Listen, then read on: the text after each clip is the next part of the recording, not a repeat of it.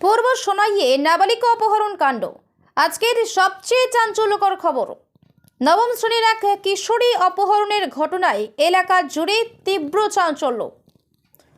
কোনো হিন্দু যুবতীর সঙ্গে কোনো মুসলিম যুবক সম্পর্কে জড়িয়ে গেলে সেটা হয় লাভ জেহাদ, আর এর বিপরীতটা হলে তার কি নাম দেওয়া যায়? মানে কোনো হিন্দু ছেলে মুসলিম মেয়েকে ফুসলিয়ে নিয়ে গেলে তাকে কি বলা হবে? তার উপর মেয়েটি যদি অপ্রাপ্তবয়স্ক হয়। দেখুন বিস্তারিত।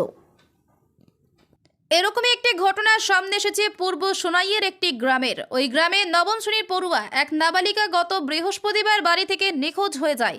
পরিবারের তরফে অনেক খোঁজাখুঁজি করেও মেয়ের সন্ধান পাওয়া যায়নি। কচুদরম থানায় নিখোঁজ ডায়েরিও করা হয়। শেষমেশ মেয়েটির সন্ধান পাওয়া যায় আসাম ইউনিভার্সিটি পুলিশ ফাঁড়ির মিঠাপানিতে। গতকাল রাতে সেখানে অভিযান চালিয়ে অমরেশ দাস নামে বছর 33-এর এক যুবকের বাড়ি থেকে মেয়েটিকে উদ্ধার করে আসাম ইউনিভার্সিটি ফাঁড়ি পুলিশ। আটক করা হয় যুবকটিকেও। শুক্রবার তাদের কচুদরম পুলিশের সমঝে দেওয়া হয়। মেডিকেল পরীক্ষার পর কিশোরীটিকে উজ্জ্বলা হোমে পাঠিয়ে দেয় পুলিশ। অমরেশকে গ্রেপ্তার করে লকআপে রাখা হয়েছে। আগামীকাল তাকে আদালতে তোলা হবে। তার বিরুদ্ধে পস্কো ধারায় মামলা রুজু করেছে কচুদরম পুলিশ। জানা গেছে অমরেশ বিবাহিত, তার একটি সন্তানও রয়েছে। মুসলিম সেজে ওই কিশোরীকে ফুসলিয়েছে সে। মুসলিম মেয়েদের ফুসলিয়ে বিয়ে করার উগ্র হিন্দুত্ববাদী মানসিকতা থেকেই সে এই কাণ্ড করছে বলে প্রাথমিকভাবে অনুমান করা হচ্ছে। নবম শ্রেণীর পড়ুয়া এক নাবালিকা গত বৃহস্পতিবার বাড়ি থেকে নিখোঁজ হয়ে যায়। পরিবারের তরফে অনেক খোঁজাখুঁজি করেও মেয়ের সন্ধান পাওয়া যায়নি। কচুদরম থানায় নিখোঁজ ডায়েরিও করা হয়।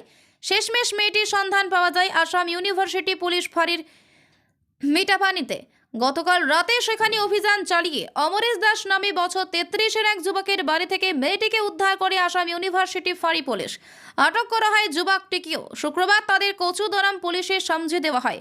মেডিকেল পরীক্ষার পর কিশোরীটিকে উজ্জ্বলা হোমে পাঠিয়ে দেয় পুলিশ।